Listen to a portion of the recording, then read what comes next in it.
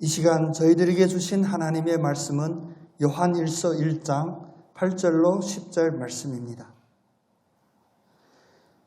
만일 우리가 죄가 없다고 말하면 스스로 속이고 또 진리가 우리 속에 있지 아니할 것이요 만일 우리가 우리 죄를 자백하면 그는 미쁘시고 의로우사 우리 죄를 사하시며 우리를 모든 불의에서 깨끗하게 하실 것이요 만일 우리가 범죄하지 아니하였다 하면 하나님을 거짓말하는 이로 만드는 것이니 또한 그의 말씀이 우리 속에 있지 아니하리라. 아멘. 조용한 속에서 솔로로 드리는 찬송들이니까 마음에 더 많이 와닿는 것 같습니다. 오늘 믿음의 확신을 품고 이 어려운 상황 속에 또 이 어려운 날씨에 주님의 전에 예배하러 오신 여러분들께 주님이 예비하신 은총이 가득가득 넘치기를 축복합니다. 우리 서로 옆에 계신 분 축복하겠습니다. 믿음에도 생각에도 거룩함이 있기를 축복합니다.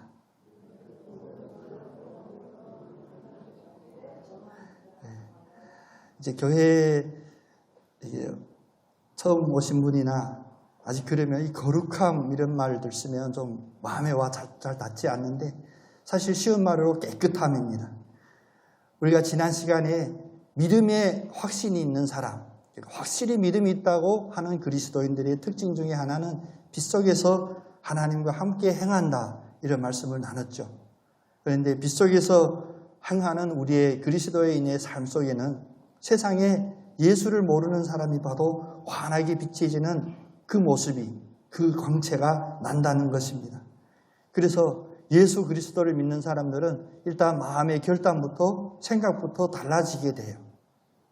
그래서 요즘 그런 이야기들을 합니다. 하도 어렵고 힘드니까 근데 교회에 왔을 때 그나마 교회에 오니까 마음이 편하다 이런 분도 계시고 또 어려울수록 비즈니스도 잘 안 된다고도 하는데 그래도 예수 믿는 사람, 교회 다니는 사람들이 정직하고 뭔가 일이 잘 된다라고 그래요. 그래서 구원의 확신을 가진 사람들에게는 죄로부터 멀리 떨어져 산다라는 그런 프레임, 그런 개념이 형성이 되어 있습니다. 여러분, 우리가 빛 가운데 행하면 우리의 마음속에 죄가 다 사라지는 줄 믿고 사시는지 우리 자기 자신을 한번 곰곰이 생각해보는 그런 귀한 축복의 시간 되기를 원합니다. 참된 그리스도인의 표징하면 여러 가지로 표현할 수가 있는데 그 중에 한 중요한 표징은 다음과 같은 이야기입니다. 참된 그리스도인은 죄가 전혀 없는 것이 아니라 죄를 미워하는 태도에 있다. 좀 길고 어려운데 한번 같이 고백해 볼까요?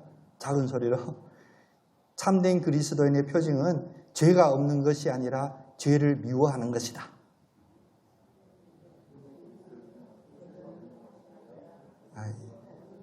이런 고백은 아멘 할렐루야 막 나와야 돼요.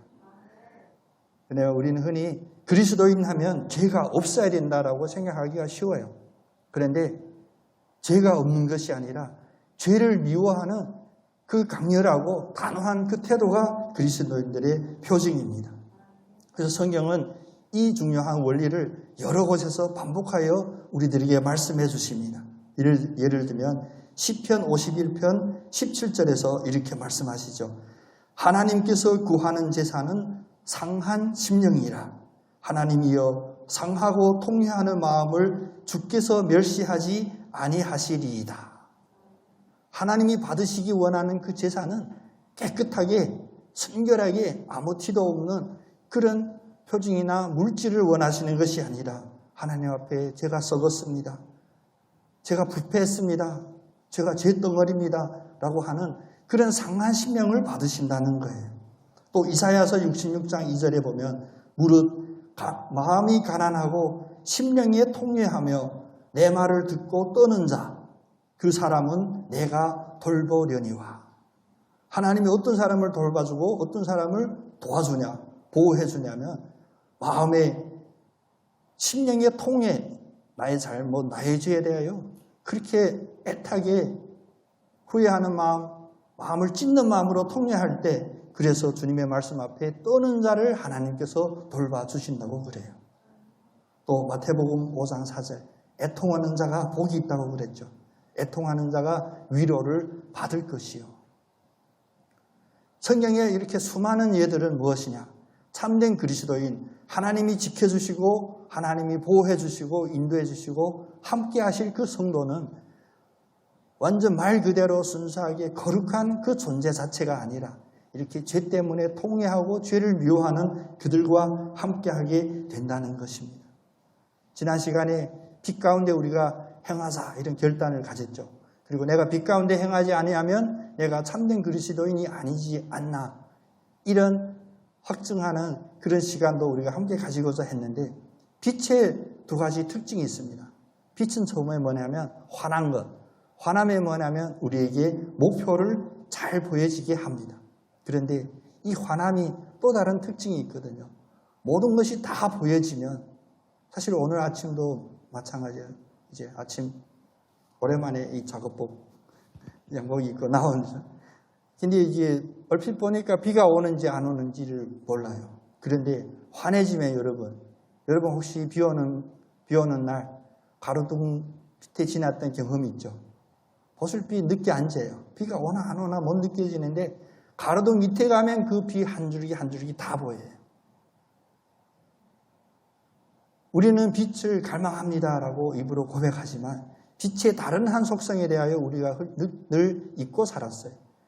빛 속에는 보이지 않는 것, 더러운 것, 아픈 것, 악한 것 다 드러나게 됩니다. 다 보이게 되는 것입니다. 그래서 오늘 죄를 고백하는가 가지고 우리의 믿음에 확신이 있는지를 점검하는 이 시간에 첫 번째는 그리스도인들이 죄와의 관계를 잘 정립할 필요가 있다는 것입니다. 우리가 믿음의 확신이라고 하면 하나님과의 새로운 관계, 하나님과의 바른 관계를 유지하는 것이라고 고백했었죠. 이것이 빛의 한 측면, 빛의 다른 한 측면인 참된 그리스도인이 된다면 죄와의 관계도 새롭게 정립이 됩니다. 죄와의 관계. 원래 죄와의 관계가 아닌 새로운 죄와의 관계. 우리가 이런 이야기들은 잘 고민하지를 않았어요. 우리가 그리스도인이면 죄와 완전히 떨어지고 완전히 멀어지고 그래야 되는데 왜 죄와의 관계가 있을까? 사실 우리가 예수 그리스도를 믿기 이전에는 참된 그리스도인으로 그 고백을 하기 이전에는 우리는 죄 가운데 살았습니다. 우리가 죄 가운데 살았다 하면 우리가 맨날 강도하고 살인하고 사기하고 그런 죄가 아닌 자기 자아를 사랑하고 내 육신이 편안함만을 추구했던 것은 성경이 죄라고 말합니다. 반대로 하나님을 싫어하고 하나님 가운데 있는 그 선함, 하나님이 말씀하는 내가 거룩하니 너희도 거룩하기를 노력하라고 하는 그런 말씀들을 싫어했던 거예요. 그래서 하나님을 확신하기 이전에 사람들의 모습이 어떤 모습이냐면 디모데후서 3장 2절에서부터 4절에 말씀하시기를 자기를 사랑하며 우리가 이 말씀 보면서 나에게 해당되는 상황이 있나 하나하나 점검해 보겠습니다. 자기를 사랑하며 돈을 사랑하며 자랑하며 교만하며 비방하며 부모를 거역하며 감사하지 아니하며 거룩하지 아니하며 무정하며 원통함을 풀지 아니하며 모함하며 절제하지 못하며 사나우며 선한 것을 좋아하지 아니하며 배신하며 조급하며 자만하며 쾌락을 사랑하기를 하나님 사랑하기보다 더하며 이것이 예수를 믿지 않았던 사람의 마음의 상태가 이런 상태였습니다. 한마디로 요약해보면 딱 한마디로 요약한다면 예수를 믿지 않고 하나님께 참된 확신의 믿음으로 나아가지 않는 사람은 악을 좋아한다는 거예요. 악. 그래서 예레미야 선지자를 통하여 이런 말씀도 하셨죠. 만물보다 거짓되고 심히 부패한 것이 마음이다. 여러분, 우리가 예수 그리스도를 믿기 이전에는 우리가 죄를 사랑하고 죄를 편안해 했습니다. 그래서 우리의 마음이 거짓되고 심하게 부패된 상황이었다라는 것입니다. 그러나 이제 하나님은 우리에게 믿음이라는 은혜를 주셔서 믿음 가운데 회식, 다시 말하면 이 죄를 미워하는 그런 마음을 우리의 마음으로 주심으로 우리를 하나님이 원래 만드셨던 그 형상, 하나님의 형상을 닮았던 그 형상으로 다시 회복시켜 주십니다. 그래서 성경에서 무엇이라고 늘 강조하냐면 옛사람을 버리고 새사람을 입으라 이런 말씀이에요. 옛사람을 버리고 에베소서 4장 22절부터 말씀하시죠. 너희는 유혹의 욕심을 따라 썩어져가는 구습을 따르는 옛사람을 벗어버리고 오직 너희의 심령을 새롭게 하여 하나님을 따라 의와 진리의 거룩함으로 지으심 받은 새 사람을 입으라. 여기서 보니까 옛 사람도 있고 새 사람도 있네요. 우리가 강남에 어느 성형외과 가기 전에 사람하고 나올 때 사람 다르다고 하는 그런 농담도 있는데 믿음 안에도 우리가 옛 사람이 있었고 새 사람이 있었음을 늘 우리가 기억해야 됩니다. 옛 사람의 특징은 무엇이냐면 자기를 사랑하는 거예요. 당연하죠. 자기를 사랑하는 게 당연하죠. 이게 세상에 말하는 이치예요. 이것이 인권이고 이것이 자유이고 이것이 권리입니다. 그런데 세상이 왜 예수 그리스도를 믿는 우리를 잘 이해하지 못하고 우리를 비방하고 조롱하고 배척하냐면 세상이 원하고 세상이 편한 이 말과 반대되는 것을 우리에게 이야기하거든요.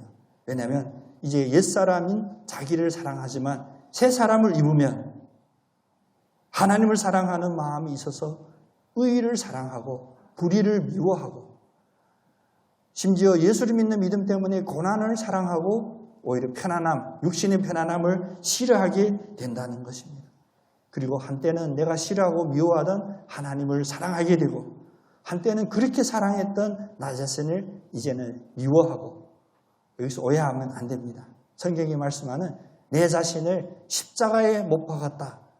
그 말씀이 바로 내가 주인이 되고 나의 모든 욕구가 우선시 됐던 그러한 옛사람을 이제 새 사람으로 바꿨다라는 것입니다. 그래서 여기서 중요한 점 하나는 죄에 대한 이해입니다.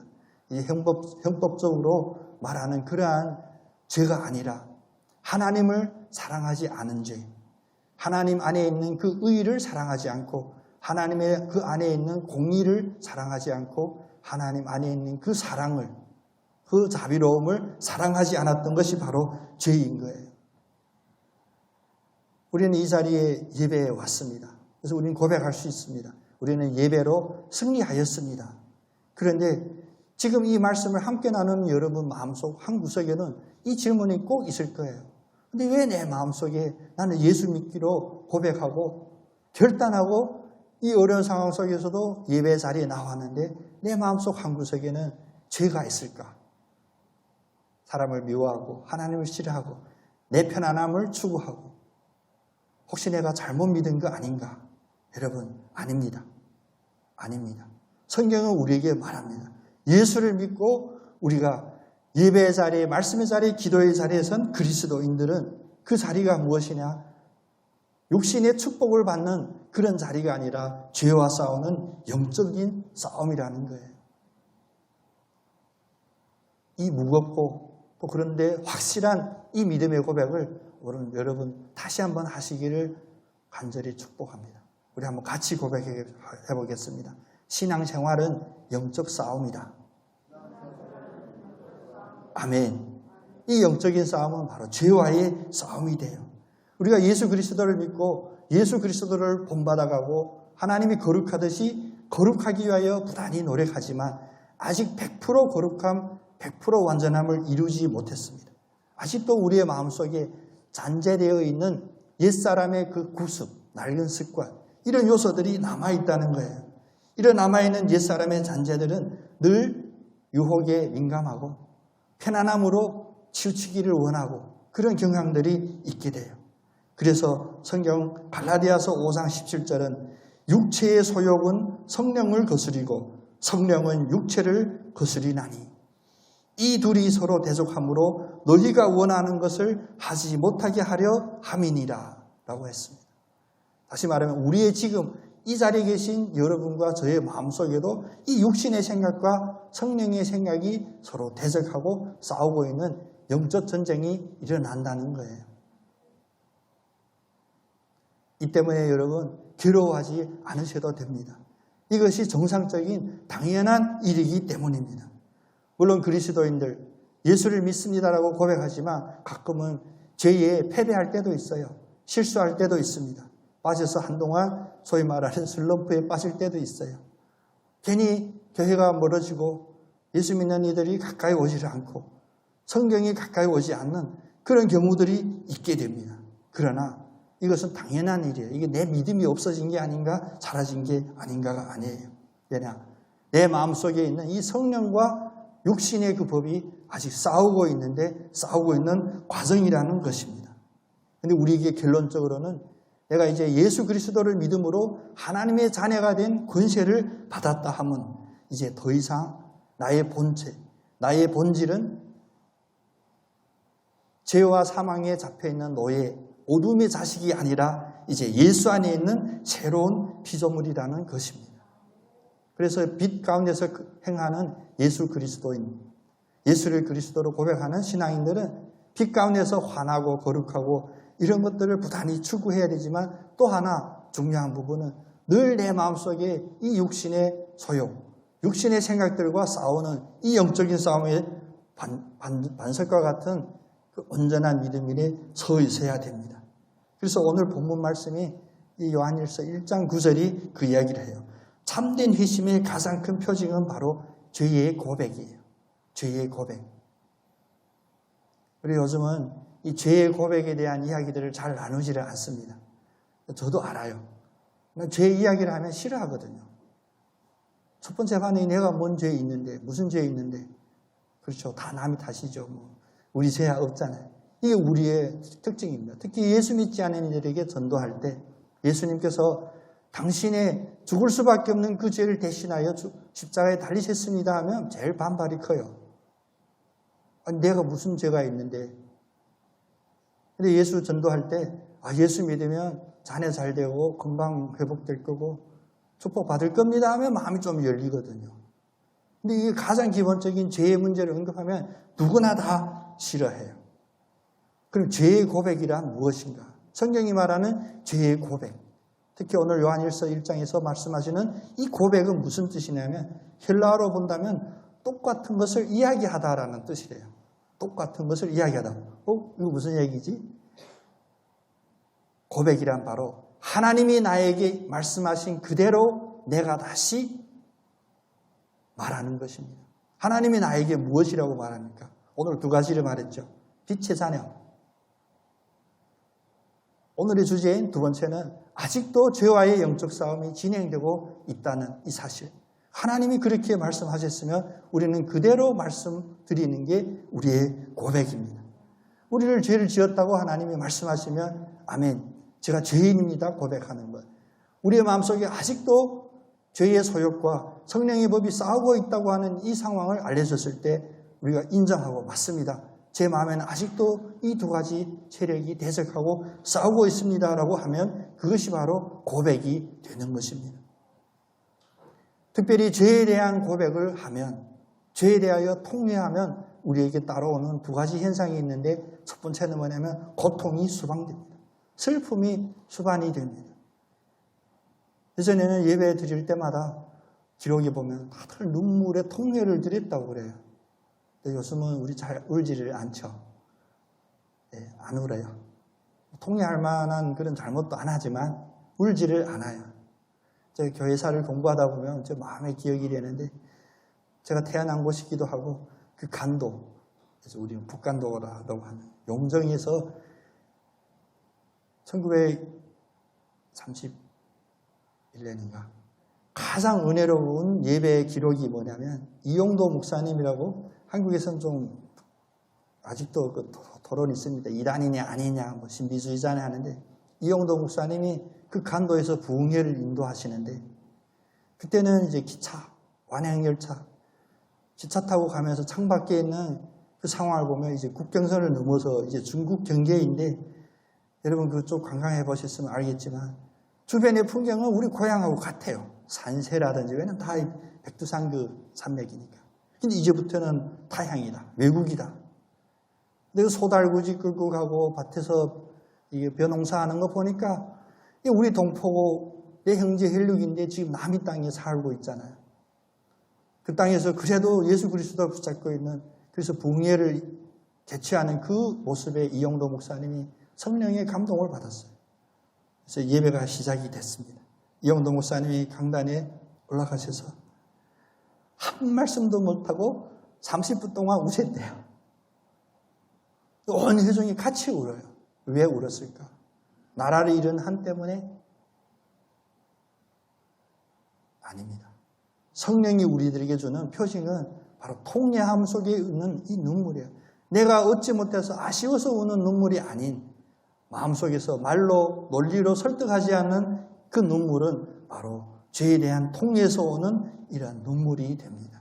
여러분, 여러분의 눈에도 이 죄를 미워하고 죄 때문에 어찌할지 모르겠습니다라고 하는 그런 통회의 눈물이 흘러내리기를 원합니다. 코로나 때문에, 백신 때문에, 아픔 때문에 상처, 인간관계 상처 때문에 눈물이 아니라 하나님, 제 마음속에 있음 뿌려같이 자라나는 이 죄의 문제 제가 감당할 수 없습니다. 자꾸 자라납니다. 이런 통회의 눈물이 넘쳐야 된다는 거예요. 근데 이런 통회의 눈물을 흘리게 되면 자동으로 따라오는 두 가지 죄에 대한 참된 고백을 하면 이제 우리가 죄를 통제하는 능력이 점점 커진다는 거예요. 죄가 완전히 사라지지 않지만 이제 점점 죄를 통제하는 이런 능력들이 우리가 커져가고 이것이 바로 믿음의 성수, 믿음의 성장 이런 표징들이에요. 처음에 이기지 못했던 죄가 이제 이겨지고 그리고 이제 하나님께서 깨우쳐주는 죄가 점점 밝아지고 그게 바로 빛 가운데 행하는 거거든요. 그리고 이제 성령이 이러한 죄에 대하여 자책감을 갖게 하고 마음이 아프게 하고 통회의 눈물을 흘리게 하고 궁극적으로는 죄를 미워하는 마음으로 우리에게 가득 채워주신다는 겁니다. 성경에서 가장 모범적으로 이야기하는 특별히 구약 성경에서 가장 모범적으로 믿음의 사람으로 이야기하는 것이 바로 다윗이에요. 그렇죠? 근데 다윗 하면 우리가 다윗을 잘 바라봐야 됩니다. 어린 소년이 골리앗을 이겼던 그 다윗도 바라봐야 되지만 또 광야에서 하나님의 왕으로 세워주시려고 기름 부으시려고 작정하셨지만 죽이려고 했던 사울에게 쫓겨다니는 그 광야 생활도 기억해야 되지만 이제 다윗이 세상이 그토록 부러워하는 왕의 자리에 앉았을 때 다윗도 살펴봐야 됩니다. 다윗은 사실 육신을 가진 인간이었어요. 그도 범죄했습니다. 근데 범죄 어떤 범죄냐? 아마 이 자리에 계신 우리 모두가 저를 포함하고 여러분 우리가 다 치사한 범죄까지 했어요. 자기 부하의 아내를 빼앗는 이런 세상 전문 용어로 양아치도 이런 양아치 없죠. 근데 이런 다윗이 왜 성경에 우리의 모범으로 보여지는지 우리가 잘 생각해 봐야 됩니다. 범죄를 저지른 다윗에게 하나님은 나단이라고 하는 선지자를 보내어 책망합니다. 그때 다윗의 반응을 우리가 기억해야 돼요. 첫 번째, 다윗은 자기 죄를 인하여 마음이 크게 아파했습니다. 그리고 두려움에 사로잡히거나 절망에 사로잡히거나 심지어 포기하려고 하는 그런 부정적인 생각을 가진 것이 아니라 그래 내가 죄를 지었는데 이 죄가 너무나 마음이 아프구나라는 그런 통례를 했던 것입니다. 우리는 죄의 문제를 지적하면 반응이 어떻습니까? 마음이 괴롭죠. 그럼 변명하고 싶어요. 아닙니다. 전 죄가 없습니다. 오해입니다. 다윗은 높은 지위에 있었어요. 세상이 말하는 힘으로서는 그 누구도 그 앞에 당신이 죄인입니다라고 책망할 수 없는 그런 자리에 있었지만 선지자를 보내신 하나님이 그의 마음에 죄에 대하여 찔림이 있었을 때 그 찔림에 아파했습니다. 그리고 그 앞에 인정합니다. 그래요. 제가 죄를 지었습니다. 제가 마땅히 고백해야 되는데 이 고백을 못하고 제가 죄를 지었습니다. 여러분 죄 앞에서 담대하시기를 축복합니다. 죄를 인정하면 세상은 인정하면 형 받죠. 그렇죠? 억울하게 형 받는 일도 많이 있습니다. 그런데 인정하면 형이 돼요. 그런데 믿음 안에서는 오늘 다윗에게 우리는 받아야 됩니다. 죄를 인정하는 것이 복받고 사는 길인 줄 믿으시기를 바랍니다. 우리는 왜 죄를 인정해도 사는 길, 담대하게 죄를 인정해도 나에게 은혜가 되냐? 왜냐하면 우리는 하나님 앞에 그 죄를 인정하기 때문입니다. 우리를 사랑하시고 우리를 죄에서 죽지 않기를 원하시는 그 하나님 앞에 우리가 죄를 고백하기 때문입니다. 요한일서 1장 9절은 하나님은 미쁘시고 의로우사 우리의 죄를 사하시며 우리를 모든 불의에서 깨끗하게 하실 것이다 라는 이 약속을 말씀해 주셨습니다. 우리가 하나님 앞에 죄를 인정할 때 하나님은 의로우시고 우리를 사랑하시고 우리를 죄에서 구원하려고 약속하신 그 하나님이기 때문에 그 앞에서의 우리의 고백은 담대한 고백이 될 수가 있습니다. 심지어 성경은 뭡니까? 아직 이 담대한 죄의 고백을 하지 못하는 이들을 불러요. 나와서 고백하라고. 히브리서 4장 16절에 그러므로 우리는 긍휼하심을 받아 때를 따라 돕는 은혜를 얻기 위하여 은혜의 보좌 앞에 담대히 나아갈 것이니라. 때를 따라 돕는 은혜 우리가 사모하죠. 우리에게 꼭 필요합니다. 그런데 때를 따라 돕는 은혜를 얻기 위해서는 우리가 은혜의 보좌 앞에 담대히 나가야 되는데 이 담대히 나아감이 바로 죄의 고백으로 나가는 그 모습입니다. 혹시 우리의 마음속에 내 죄를 인지했을 때 내가 잘못했구나. 내가 죄를 범했구나라고 인지했을 때 얼른 도망가 변명할 이유를 머리에 생각나게 하면 이것은 절대 하나님이 주는 생각도 아니고 하나님이 말씀하는 음성이 아닙니다. 이것은 깊은 지옥에서 울리는 소리입니다. 피해라, 도망가라, 변명해라. 이 싸움에서 이기시는 다윗처럼 담대히 맞습니다. 제가 죄인입니다. 고백하고 나가서 승리하는 세상에 이해할 수 없는 이런 논리로 승리하는 여러분 다 되시기를 원합니다. 둘째로 다윗은 나단 선지자가 자기의 잘못을 지적하고 질책할 때 그는 자기의 죄를 인정했을 뿐만 아니라 자기의 지은 그 죄를 극도로 미워했습니다. 내가 지은 죄가 진짜 나쁘구나. 내가 지은 죄가 진짜 있어서는 안 되는 더러운 것이구나. 이것이 바로 우리가 거룩함을 사모하는 마음의 다른 한 표징이기도 합니다. 저 어렸을 때 저희 동네에 이렇게 알코올 중독이라고 하는 아저씨 있었어요. 그래서 그 아주머니가 어떻게 하면 그 술 버릇을 끊게 하려고 여러 가지 방법 했는데 술 안에다 진에 집어넣기도 하고 해도 안 돼. 근데 이분이 어느 날 술이 딱 끊어진 거예요. 다 이게 신기해가지고 물어요. 어떤 방법으로 어떤 약을 쓰셔야 했는데 그분이 저 어린 나이에 들어서도 기억이 나요. 그냥 싫대요. 딱 보면 싫대 술이. 이제 술이 싫어집니다. 그러니까 안 마시더라고. 물론 다른 한 방법이 있습니다. 의사가 술 더 드시면 내일 죽는다는 딱 끊는 사람도 있긴 한데 가장 근본적으로 해결되는 것이 바로 이런 것들. 싫은 거야. 생각만 해도 싫고 가까이 가기 싫은 것. 이 죄에 대한 문제도 마찬가지입니다. 성령께서 우리의 마음속에 이 믿음 안에 은혜를 주시면 그것을 생각만 해도 싫고 가까이 가기가 싫어지게 돼요. 과거는 안 했냐? 했죠. 옛사람이 아직도 살아있고 존재해 있어요. 그런데 이제 새 사람이 점점 더 커지는 거예요. 옛사람이 했던 옛 습관이 이제 싫어지고 왜 그것을 했나? 이제 후회하는 마음도 커지고. 그래서 예수를 믿는다는 확신이 있는 그리스도인들은 담대히 선포할 수 있어야 됩니다. 보라, 옛것은 지나갔으니 나는 이제 새로운 피조물이라. 여러분이 바로 그 새로운 피조물입니다. 죄를 미워하는 새로운 피조물. 그 죄 때문에 눌려있고 좌절해 있고 숨고 도망가고 싶은 그런 상황이 아니라 오히려 그 죄를 더욱 미워하고 더 담대히 고백으로 나가는 사람이 될 수 있는 겁니다. 세 번째는 다윗은 이런 죄를 고백하고 죄를 미워하는 이 근거가 세 번째에 있었는데 그는 하나님은 공의로우시고 하나님의 책망과 하나님의 징벌, 하나님의 심판은 우리에게 살리는 은혜라는 것을 알았습니다. 이게 중요해요. 세상의 징벌은 그 치명적인 것도 있어요. 예를 들면 살인하면 세상은 사형도 해야 돼요. 아직 우리 논쟁하고 있지만. 왜냐하면 사람 목숨을 취했으니까 거기에 대한 증거를 받아야 된다.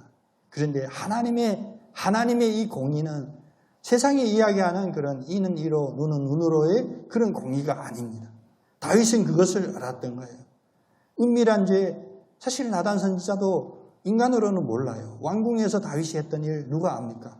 다윗 알죠. 그런데 하나님은 아셨어요. 그래서 하나님이 나단 선지자를 통하여 그의 은밀한 죄를 꾸짖자 그는 변명하지 아니하고 우리 사무엘하 12장에 보면 다윗이 그때 뭐라고 고백하냐? 바로 내가 여호와께 죄를 범하였노라라고 솔직하게 인정을 해요. 특히 시편 51편에 보면 자기 죄를 분명하게 인정을 하는 부분이 있습니다.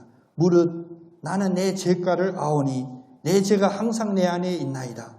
내가 주께만 범죄하여 주의 목전에 악을 행하여 싸우니. 그 다음 말씀이 중요합니다. 주께서 말씀하실 때에 의로우시다 하고 주께서 심판하실 때에 순전하시다 하리이다. 세상은 왜 죄를 범하면 도망가냐? 그 징벌을 피하기 위하여. 왜냐하면 잡히면 징벌을 확실히 받으니까. 근데 믿음 안에서는 오늘 다윗의 이런 하나님 앞에서의 고백은 하나님께 내가 심판을 받고 하나님의 그 공의 앞에 섰을 때 하나님은 온전하시고 의로우시고 순전하시다는 것을 알았기 때문입니다. 다시 쉽게 말하면 하나님 앞에는 죄를 고백했을 때 죄의 문제가 해결이 되고 구원받고 생명을 얻는 길이기 때문입니다. 물론 반대되는 예가 있어요. 아담은 어떻게 했습니까? 아담이 하나님이 하지 말라는 일을 하고 나서 그의 변명을 보면 아마 아담 요즘 공부했으면 공부 엄청 잘했을 거예요, 머리가. 그가 창세기 3장 12절에 보면 하나님께 항변할 때 이렇게 이야기했어요. 하나님이 주셔서 나와 함께 있게 하신 여자, 그 여자가 그 나무 열매를 내게 주므로 내가 먹었나이다. 하나님 뭐라고 말씀할 수 없게 논리적으로 완벽하죠. 첫 번째, 아니 하나님이 주신 그 여자가 나한테 하라고 했으니까 한 거고, 두 번째 그 여자가 먹으라고 했는 그 나무 열매, 그 열매는 뭐 하나님이 만드신 열매 아니냐. 우리의 모습입니다. 그래서 우리가 아담으로부터 오는 그 원죄에 대하여 우리가 도망갈 수 없는 거예요. 우리 심리도 그래요. 누가 뭘 지적하면 바로 이 논리에 다 남이 탓이고 내 탓은 없고 그것도 당신 탓이야. 나를 지적하는 당신이 이렇게 만들었어 라고 할 수 있는 거예요. 우리 다윗처럼 이 죄 앞에서 죄책을 전가하지 않고 하나님 앞에 솔직하게 사실적으로 인정하는 그런 축복이 우리 마음에 있기를 원합니다. 하나님께 죄를 지었다는 사실을 깨닫는 것은 바로 사는 길입니다. 하나님 앞에 도망가야지 하는 그 생각은 바로 사망으로 죽음으로 가는 것입니다. 하나님께 자기의 모든 죄를 고백할 때 그 하나님이 가장 공의로우시고 나를 살리시라고 하는 그 믿음의 고백이 함께 수반하게 되는 것이 바로 그리스도인들의 표징입니다.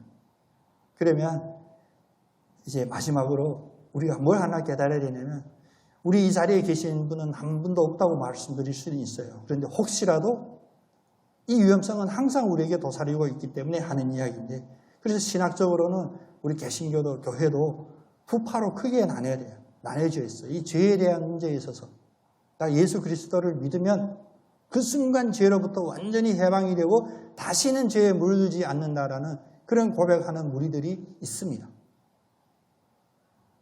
우리 한번 같이 고백해 봤으면 좋겠습니다. 완전하다는 허상은 깨야 됩니다. 앞에 쭉 길게 이야기했던 이 부분은 뭐냐면 우리 예수 믿고 예수 믿은 지 30년이 됐든 50년이 됐든 아니면 지난주에 예수 믿기로 결단했든 그 누구도 죄 앞에서는 나는 완전하다고 하는 이 허상을 깨야 됩니다. 우리 교회가 그렇게 힘들고 어렵고 불구덩이에 이제 얼마 남을까 다 걱정하는 그 상황 속에서 하나님이 보호하사 이 대한민국을 오늘 이 자리까지 이렇게 지켜주셨는데 이 과정에 교회가 큰 역할을 했었죠. 교회가 앞장서서 했던 것이 무엇이냐. 하나님을 믿지 않으면 우리에게 소망이 없다. 물론 그렇게 해서 4분의 1 정도가 예수를 믿었다고는 하지만 나라를 이끌고 모든 것들의 이념 속에 기독교가 앞장을 섰던 그 모습이 우리의 소망이었는데 이제 70년 지나서 우리가 보니까 이게 너무 나간 거예요. 너무 오버된 거예요. 나 예수 믿었습니다. 예수 믿고 있습니다. 교회 집사입니다. 권사입니다. 장로입니다. 이 한마디로 특별히 나는 목사입니다. 이러면 완전 죄에서 해방된 그런 모습으로 포장이 되어 있거나 과대되어 있다는 사실입니다. 사실 성경은 죄를 인정하고 그 죄 때문에 애통하는 마음으로 상해 있는 자가 복 있는 자라고 하고 위로받는 자라고 했었습니다. 오늘 특별히 이 요한일서 1장 8절에서 10절 말씀에 이 말씀을 강하게 우리들에게 하고 계시죠.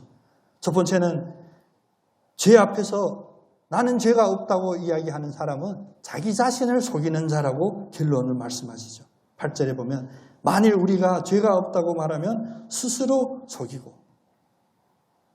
며칠이라도 혹은 단 한 시간이라도 하나님의 율법을 완전히 지키고 살았습니다라고 고백할 수 있는 사람 없습니다. 있을 수 없습니다. 하나님이 완전한 것처럼 너희들도 완전하라. 이것은 우리의 계명이에요. 우리의 목표예요. 그런데 나는 그 하나님의 말씀처럼 하나님이 완전하니 나도 완전합니다라고 한다면 그것만큼 영적인 교만이 없습니다. 근데 이런 교만이 자기 자신의 교만으로 끝나냐? 아닙니다. 교회 공동체를 와해시키고 다른 사람에게 상처를 주고 심지어는 예수를 향하여 나가는 그 연약한 어린아이와 같은 믿음에 찬물을 끼얹고 방해가 되고 그래서 디모데전서 4장 2절은 나는 죄가 없다고 이야기하는 사람들을 자기 양심이 화인을 맞아서 외식함으로 거짓말하는 자다라고 말합니다. 내 자신이 완전하다는 생각은 허상입니다. 내가 주님 안에 있고 교회 공동체 안에 있고 예배 자리에 기도의 자리에 있을지라도 늘 자기의 죄를 의식할 수 있는 이 영적인 감각이 깨어있는 저와 여러분이 됐으면 좋겠습니다. 그 죄가 깨달았을 때 도망가고 싶다, 감추고 싶다, 그것을 어떻게 보상하고 싶다라는 생각이 아닌 양심의 가책을 받고 그 죄가 더 미워지고 다시는 이런 죄 짓지 않도록 성령께서 도와주세요. 이런 기도할 수 있는 저와 여러분이 되기를 원합니다. 특별히 입을 열어서 하나님 앞에도 사람 앞에도 담대히 고백할 수 있는 그런 믿음이 있기를 원합니다. 계시록 3장 1절에 보면 하나님은 우리들에게 외식하는 자에 대한 경고를 말씀하시기를 내가 네 행위를 아노니 네가 살았다 하는 이름은 가졌으나 죽은 자로다. 내가 완전하다 나는 죄로부터 해방됐다라고 하는 자는 바로 그럴듯한 이름은 살아있는 자 같지만 결국은 죽은 자라는 거예요. 그럼 왜 이런 이야기를 불필요한 이야기를 할까요? 상대방이 묻지도 않았어요. 당신이 완벽하냐? 나는 완벽하다. 나는 믿음에서 나처럼 모범적인 믿음이 없다라고 이야기하는 것은 바로 그 마음속에 육신의 생각이 무시하고 있기 때문에 육신은 무엇을 원하냐면 습관적인 그 장소에 편안한 자리에 있기를 원해요. 그리고 자기가 편안해 있는 그것을 변명하고 포장하고 상대방에게 설득시키려는 그런 것들이 있기 때문입니다. 자칫하면 하나님을 섬기는 것이 아니라 내 배, 내 먹고 마시는 것을 섬기는 그러한 외식된 기독교인이 될 수도 있다는 경계입니다. 때문에 오늘 요한일서는 두 번째로 죄가 없다고 주장하는 자에게는 진리가 함께하지 않는다라고 말씀하세요. 오늘 8절 말씀에 우리가 죄가 없다고 말하면 진리가 그 속에 있지 아니할 것이고 10절에 보면 범죄하지 않았다 하면 하나님의 말씀이 우리 속에 있지 않는다는 거예요. 단지 나는 죄가 없어라는 것이 면피용이거나 그런 상황이 아니에요. 이런 이야기를 하면 그 결론은 그 본질은 무엇이냐? 그 안에 하나님의 진리가 있지 않고 그 안에 하나님이 계시지 않는다는 것입니다. 믿음의 외양만 갖추는 것 아무 필요 없습니다. 요즘 우리 주변을 보면 갈수록 우리가 믿음 가운데 깨어 있어야겠구나.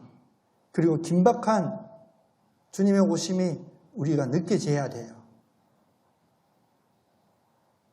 언제 올지 모르는 주님의 그때에 우리가 외식한 것으로는 견딜 수가 없습니다. 우리가 많은 것으로 우리를 포장하고 우리를 감싸고 있을수록 우리는 더 큰 그 고통, 또 더 큰 그 과정 속에 우리가 빠질 수밖에 없게 됩니다. 그래서 결국 세 번째로 오늘 말씀은 스스로 죄가 없다고 주장하는 사람은 하나님을 거짓말하는 이로 만든다라고 무서운 이야기로 마무리하죠.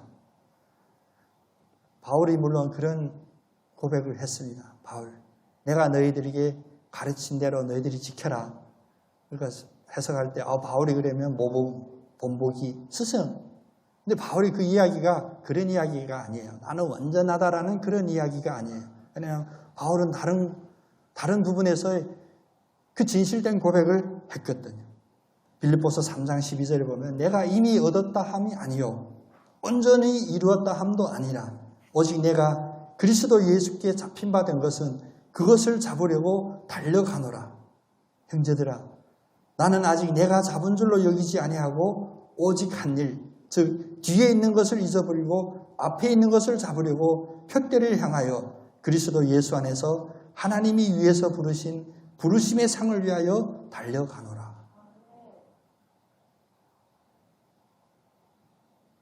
세상 논리는 뭐냐? 바른 이야기를 하고 맞는 이야기를 하면 너나 잘해. 너는 해? 너는 가능해? 이런 논리예요. 지금 바울한테도 우리가 그런 마음속에 육신의 생각은 질문하죠. 그럼 바울은 완전하냐? 바울은 고백했습니다. 내가 완전함이 아니고 내가 완전함을 붙잡고 있는 것도 아니고 앞을 향하여 뒤의 것이 아닌 앞에 있는 것을 바라보고 그 부름의 상을 위하여 달려가노라. 우리가 믿음의 확신을 검증하는 두 번째 논리로 아직도 죄에 대하여 담대히 고백하고 있는지를 살펴봤잖아요. 이것이 우리를 낙담하게 하고 멈추게 하고 심지어는 뒤로 돌아가게 하는 것이 아니라 나는 완전하지 않습니다. 그러나 그 완전을 향하여 달려가겠습니다라는 믿음의 고백인 줄 믿으시기를 바랍니다. 그게 바로 우리가 바울을 본받고 바울처럼 나가는 그 길입니다. 이러한 중요한 진리를 이제 요한일서 통해서 지금 다음 시간 계속 함께 나눌 건데 이것이 우리에게 단지 한 번 들려지는 그런 지식적인 아니면 우리의 이성으로 생각으로 인정하는 수긍하는 그런 원리가 아니라 우리의 삶이 되고 우리의 생각이 되고 우리의 행위가 되기를 원합니다. 우리의 삶 속에 있는 죄를 민감하게 의식하고 있습니까? 죄를 미워하고 증오하고 있습니까? 또 죄를 맞서서 싸우고 있습니까? 그리고 하나님 앞에 죄를 뉘우치고 고백하고 있습니까? 이런 질문에 네라고 대답할 수 있는 여러분, 바로 믿음의 확신이 있는 분이십니다. 우리 안에서 하나님의 구원의 역사가 계속 이루어지고 있다는 그러한 증거가 됩니다. 이 증거가 여러분의 증거가 되고 부족한 저의 증거가 되기를 간절히 축원드립니다. 기도하겠습니다.